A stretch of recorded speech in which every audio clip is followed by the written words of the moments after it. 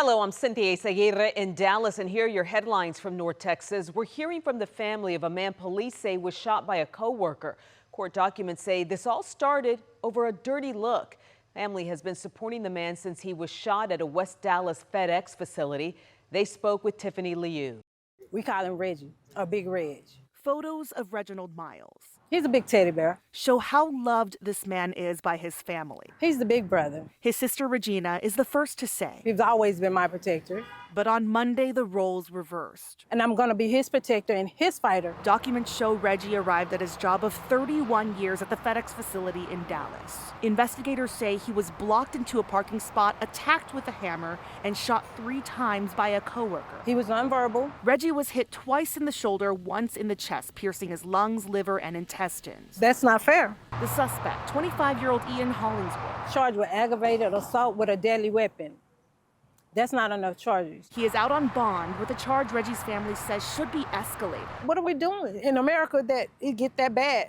That you want to kill somebody about a look? She's referring to the arrest warrant. A witness told police Hollingsworth texted a supervisor. Reggie glared at him, and it was the last straw. So if I look at you a certain way, you're going to take my life? The message said Reggie was going to face resistance. He went to 2 supervisors, so somewhere FedEx dropped the ball. The family tells us Reggie reported Hollingsworth prior to the incident. We've reached out to FedEx for a response, but previously they told us safety is a top priority. Haven't heard anything else from the police. Reggie's brother-in-law, Gregory Williams, and uncle, Daryl Flowers, want to hear directly from law enforcement and the district attorney's office. Every update, they say. We didn't even know that. We heard that from y'all, the news. Reginald Miles remains at the hospital. He had surgery and is hooked up to tubes. I thank the God every day that he let my brother live. While he fights for his life, his family fights for justice. He's all I got. In Dallas, I'm Tiffany Liu. The Dallas City Council has approved its $5.2 billion budget for fiscal year 2025-2026, despite some pushback, and a lot of the money is slated to go to public safety. The combined budget for the Dallas Police Department and Dallas Fire Rescue increased by $63 million. The money will be used to hire more police officers under the HERO Amendment and add to the First Responders Pension Fund. It will also fund road improvements, bike infrastructure, and housing for those experiencing homelessness. There were some last-minute cuts to library programs and 3 pools in the city. During the council meeting, residents voiced their opposition. A safe neighborhood is not built only on patrol cars, but on opportunity, education, and trust. Closing libraries makes Dallas less safe. We know that council will make tough decisions, and we know that that is necessary for the ongoing long-term success of this city. The Cotton Bowl is preparing to unveil its new $140 million renovation. It includes premium seating and concession areas, along with some outdoor terraces with an incredible downtown view. The year-long project is wrapping up just in time for the next Red River rivalry. Dallas Fire Rescue is honoring the life of one of their own by creating a drill that would have saved his life. Lieutenant Todd Crodel died in 2011 after a roof collapsed during a fire in West Dallas. Firefighters raced to reach him, but by the time they got him down, he'd inhaled too much smoke and passed away. DFR has come up with several drills to ensure no firefighter suffers that same fate. They named one after Crodel. His little brother has spent years carrying on his legacy with a foundation to support firefighters and their families. He says Todd would have hated the attention, but he would have loved the difference it would make. I really do believe this is an opportunity. We're not only serving the members of the department, but we're taking care of their families. And so this is one piece of a really large puzzle to try to ensure that our members are safe and our members have the best opportunity they can to come home. We are celebrating Hispanic Heritage Month with the story behind Mi Cocina. After a modest start in Dallas 30 years ago, the Tex-Mex chain blossomed into a multi-million-dollar company. And Rebecca Lopez shows us how the founder celebrated those highs and nearly lost it all. Most recently expanding his popular Mi Cocina restaurant chain. Miko Rodriguez's life has always been tied to restaurants.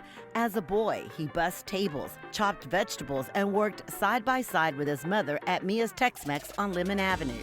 He knew then he would someday own his own restaurants. I was 5 years old and I knew that was what I was going to do. But one fight with his mom changed everything when he wanted a promotion. I walked out of the restaurant. My brother chased me and he says, Miko, you're going to change history. History did change. Miko launched Mi Cocina with the help of some wealthy customers who invested $82,000. I had $500 in the bank.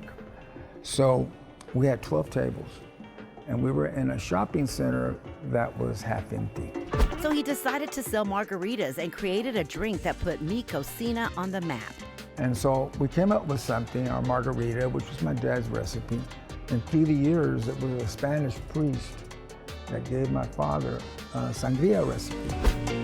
The Mambo Taxi was born, and one of Mi Cocina's loyal customers, Juanita Miller, whose dad was real estate mogul Henry S. Miller, wanted a Mi Cocina in Highland Park Village. Miss Miller, a little feisty, she slammed, they came to eat, and she slammed her fist on the table and said, I want you in my shopping center. Miko, at your service. I'm going to cook today a pollo a la plancha. Mi Cocina grew fast, and now it brings in more than $200 million a year in revenue. But with success came struggle. Miko, a recovering addict, swapped alcohol for food addiction and gained a lot of weight. At my largest, I was probably 450 pounds. He had the surgery to lose weight, and when he could no longer eat, he began drinking again. I reached for something to drink, and that's when I relapsed. Miko spiraled. His marriage was in shambles and he was broke. He sold off his shares in Mi Cocina and lost the restaurants. I was disconnected, and so I felt isolated. And instead of managing that and looking for help, well, the self-destructive behavior came in.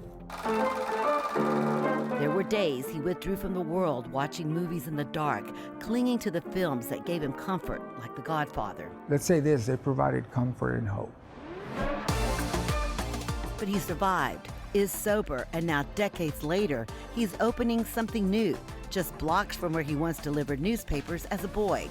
His newest project, Food Nation, mixes a food hall, a bar, and entertainment. A fresh start rooted in old neighborhood pride. It's called Food Nation, 5 Cocinas. Of course, the nation we live in, which, in my opinion, is cross-cultural exchange. He gets emotional thinking about the people who believe in him, even when he doubted himself. I guess whatever happens to him happens to us. Miko says he's softer now, a mentor to his daughter, a survival, grateful for a second chance, and his message to others chasing a dream: take a leap of faith. Don't be afraid. A drink, a restaurant, a legacy, all still standing. But so is Miko Rodriguez.